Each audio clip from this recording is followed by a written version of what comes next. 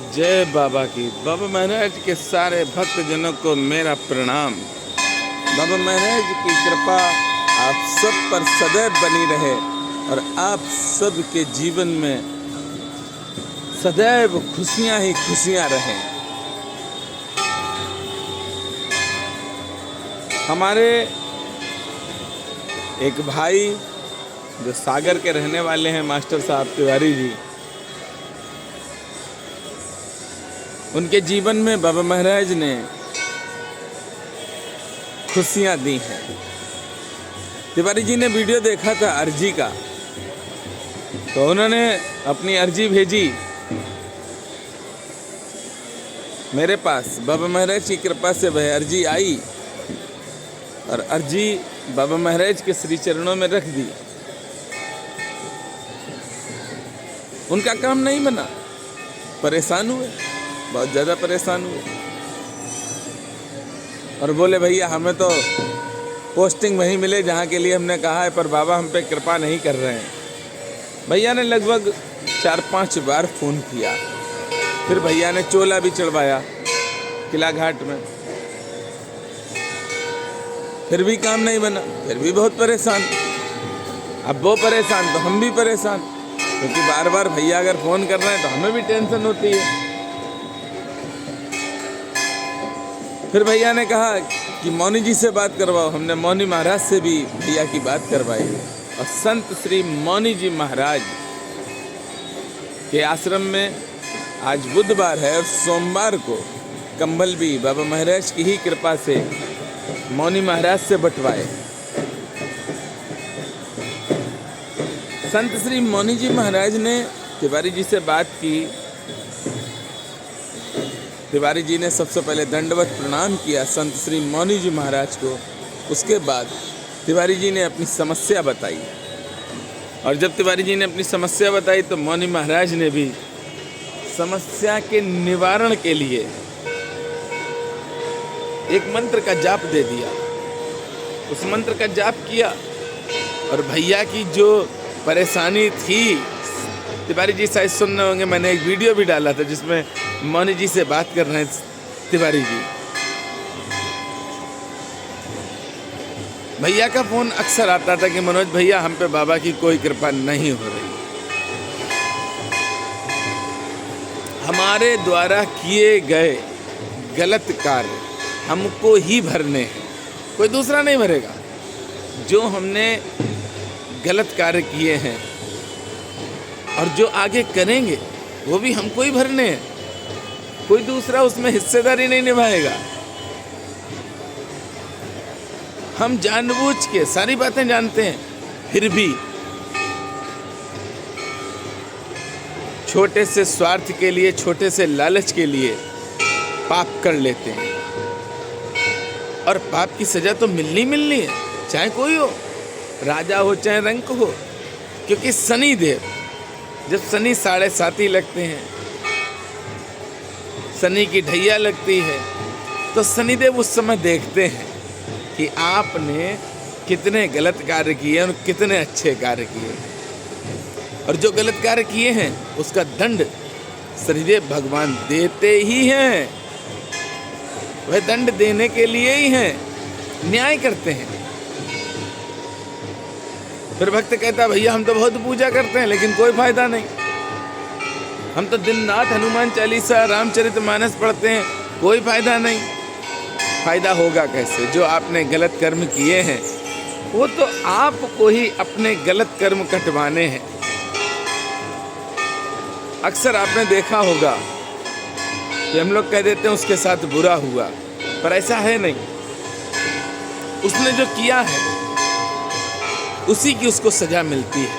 पर हाँ, इतना जरूर है कि अगर संतों के श्री चरणों का सहारा ले लेंगे तो बड़ी परेशानी, जो बहुत बड़ी परेशानी होगी, वो सूक्ष्म रूप में आएगी, पर आएगी अवश्य।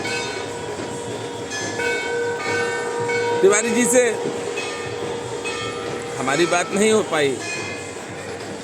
हमारी भांजी की गोद भराई और रुकाई का कार्यक्रम था कानपुर में। जीजा जी 10 वर्ष हो चुके हैं शरीर शांत कर चुके। और बहन अभी आई थी 15 जून को नीप करोरी धाम में, 10 दिन रुकी थी और 29 जून को बहन का शरीर शांत हो गया। 3 बच्चे हैं। बड़ी बेटी की शादी का प्रयास किया और बाबा महाराज ने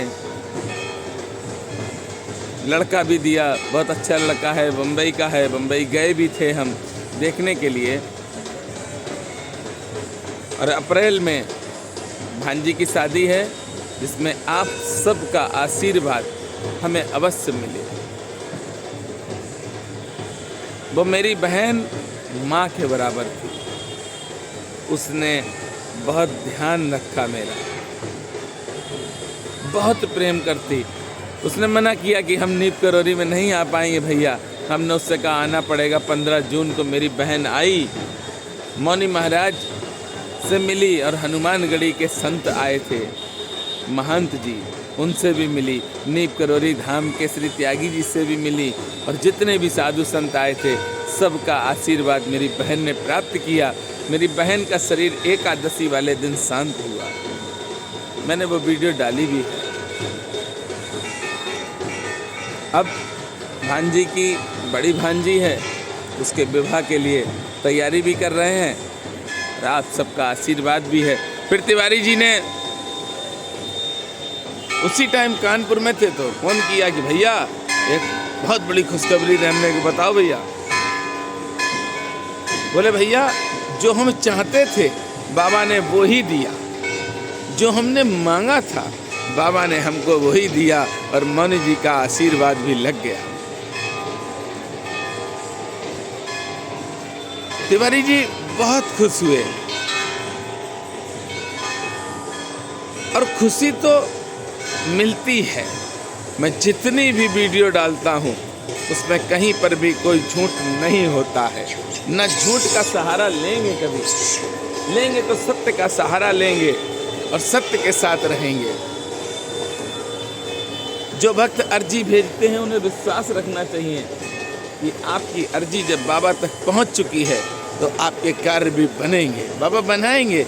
हो सकता है कि आपके कोई ऐसे कर्म हो जिनकी वजह से आपके ऊपर कृपा नहीं हो पा रही बाबा की, तो उसके लिए आप परेशान ना हो। आप बिल्कुल भी परेशान ना हो। अर्जी भेजी है तो श्री हनुमान चालीसा आप पढ़ना। और जो संत श्री मौनी जी महाराज से बात करना चाहते हैं, मैं निरंतर उन भक्तों की बात करा रहा हूं जो चाहते हैं मेरी बात हो जाए। अगर हम सब मिलके एक दूसरे का सहयोग करते रहें तो बहुत आनंद आएगा और किसी के जीवन में दुख नहीं आ सकता है। हम उस घड़ी पे ना जाएं जब वो दुखी हो। हमें जब पता चले कि उसकी परेशानी सूक्ष्म रूप में है, उसी समय खड़े हो जाएं और जैसी भी मदद कर सकते हैं वैसी मदद उसकी कर दें, तो शायद उसे बुरा दिन देखने को ना मिले। ऐसा नहीं कि हमने प्रवचन सुन लिए, उनकी कथाएं सुन ली, इनकी कथा सुन ली, उस तीर्थ में चले गए और सब कुछ हमें मिल जाएगा। बिल्कुल नहीं मिलेगा। आपको कर्म भी करना पड़ेगा। कर्म वो जिनसे आपके परिवार को और आपको सुख शांति प्रदान प्राप्त होती रहे।